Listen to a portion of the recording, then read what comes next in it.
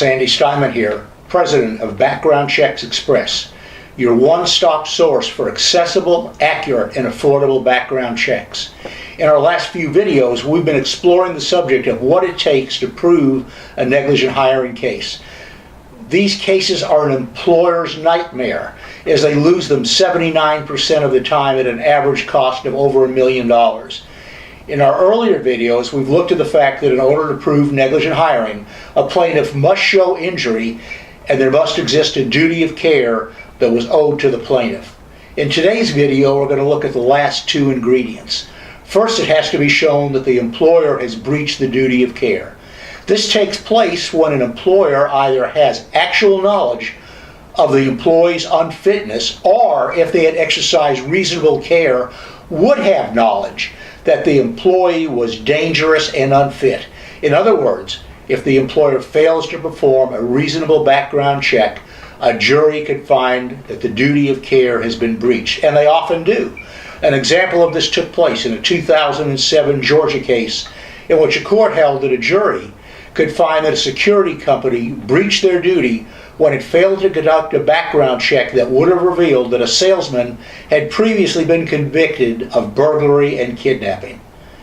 As another example, there was an earlier case against the Episcopal Diocese of Pittsburgh in which a court found that the jury could find that the diocese breached their duty to properly hire, train, and supervise a priest because they failed to discover he was not sufficiently trained and experienced in counseling, that he had problems with alcohol, and that he had a propensity to engage in relationships with females from whom he was performing counseling services.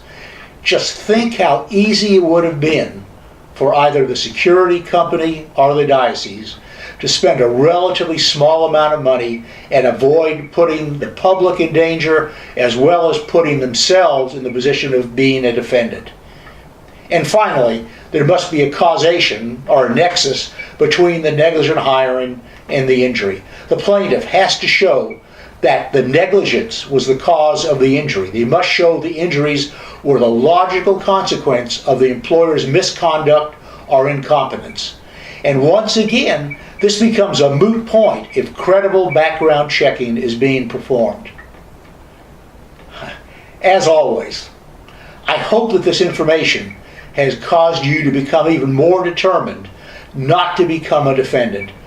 Remember, employee problems are always caused by problem employees.